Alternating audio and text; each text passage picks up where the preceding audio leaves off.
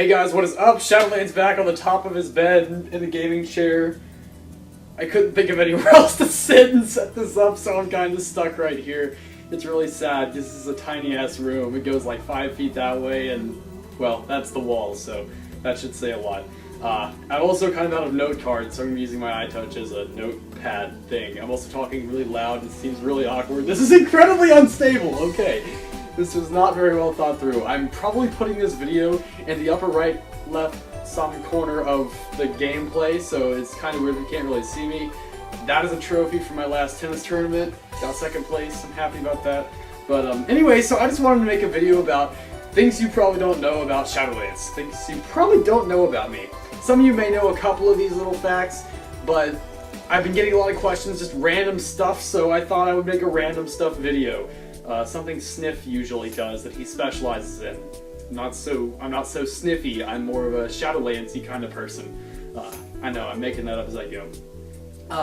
So first I just wanted to say, and this is pretty clear to a lot of you guys, but I love death metal. That's weird. A lot of people look at me in my Kirk and Picard t-shirt saying, how can a person like you like death metal?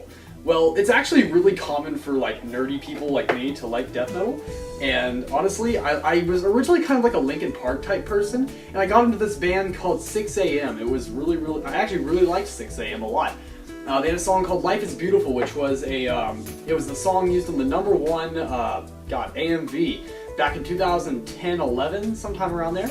And I love the song, and then I got into some other music and like that, and then eventually, during my, oh god, I don't know how many years ago it was, but I got into a band called Bloodstained Child from Nintendo Toad. He's one of our admins over at the Shadow Orbs gaming community. You guys know him. He introduced me to Bloodstained Child through a iPod game he had back then. It was like a thing you could only get from a jailbroken iPod, and I was into jailbreaking at the time. This is jailbroken now. But yeah, so that's where that came from. So I like death metal. My 3 favorite bands are Amaranth, which just released a brand new album 2 days from now, and I pirated it, obviously, because that's what I do. But I'm going to pay for it when it comes out because I want to support the band. I mean, I really do. It's a great band, and I want them to keep making music. I'm going to get a couple of t-shirts from them and show you guys that. So if you look up Amaranth, it's spelled Amaranth. And then obviously Bloodstained Child is one of my favorites. And then also one of my favorites, which you guys probably don't know, is Within Temptation. Now, I don't usually like Within Temptation stuff, but they have 2 albums that I like a lot. The Unforgiven, which is really like, it's not really metal, it's kind of like melodic metal. It has melody to it. It's not just a wall of sound type of thing that Bloodstained Child has. I kind of like that. A lot of people don't, but it's kind of like people that like trap music. I mean, most people don't like it, but the few that do. And then I also like their other album, The Silent Force. That has some choir in it, but I think it turned out pretty well. Next thing, and a lot of you guys know this, I love Japanese anime, at least certain types of it. I really like, this is kind of weird, I like bloody animes. I liked School Days a lot. I loved the ending to it. It was surprising, it was good. I liked Elfen Lied. I don't know how you pronounce that. Elfen, E-L-F-E-N space L-I-E-D, Elfen Lied. I liked Higurashi quite a bit, although the animation style was crap. But anyway, the point is, I like Japanese anime, and a lot of it's like, I like the bloody kind. I don't even count Naruto and Bleach as Japanese anime, because actually, although I think they're produced in Japan actually, but the concepts came from American writers, and I don't have a problem with that, but they didn't follow the traditional like Japanese style stuff. And I mean, Bleach has gotten more into the traditional Japanese style to appeal to the Asian demographic, which is cool. I like that, and I give props to that, because they're doing a much better job now than they started out. But I still don't really consider it that. Same reason I don't really consider Pokemon Japanese anime. When I was real little and the first season of Pokemon came out, I watched that and I loved it. But then I finally discovered real Japanese anime. And the first, and still one of my favorites that I ever watched was Evangelion. Evangelion, and then I later fell in love with one called Mirai Nikki. And I like Mirai Nikki quite a bit too. That's one of my top 3. I liked Code Geass a lot, I liked Death Note, all those kind of appealed to me. Next thing is, I am horribly addicted to Monster Energy, which is incredibly random and has nothing to do with video games. Although I guess it could if you like. I'm making this video at what, 10:35 at night? That's why I'm in this room actually partially. I would be sitting back out in my other room, which is out that way. There's a door right there that I'm pointing at that you guys totally can't see, unless you can see like off the reflection of my iPod or something. I don't know. Whatever. Point is, that's why I'm in here, because I'm doing this late at night and I need Monster Energy to stay awake. I have like Gatorade bottles laying all over here. I have a Monster Energy in the bathroom, which probably needs to be finished. I started it 2 days ago and haven't finished drinking it. Point is, I like energy drinks. I don't like NOS. I don't like Rockstar very much. I love Amp. I love Monster. Red Bull's good. Although for Red Bull, I only like the light blue kind, whatever you guys want to call it. Other stuff. I'm a pretty high-level tennis player. Now, I'm definitely not the best by far. There's better players on the team than me, but I got recruited as a 2-star player, which is relatively high. I'm not going to really explain that. Think of it like as a 1-star, 2-star, 3-star general type thing. I got recruited as a 2-star player, and I've been playing with that since then. My best friend is a much better player than me, but he's still one of my best buds. I'm not going to give out his name because he didn't give me permission to, so yeah. Anyway, other things. I love physics. That's what I'm in college for. I love physics. That's what I'm into. When I was in junior high school and like high school, junior high, I just did a lot of random research on stuff about computers and stuff, and I got interested in that. Then in high school, I took an honors physics course during my junior year, really got into that. And then my senior year, I took an AP course. And my junior year, I was still kind of getting into the reality of physics and like what I liked about it and what I didn't. So I had like a B-ish, B+ish grade all year, but it was a weighted course. And then AP, the thing I didn't like about it was it was so slow. And then I got to AP and it's like, this is the perfect speed for me. So I love physics. I like the concepts of working with light and waves and all that stuff. And yeah, I enjoyed that. Next.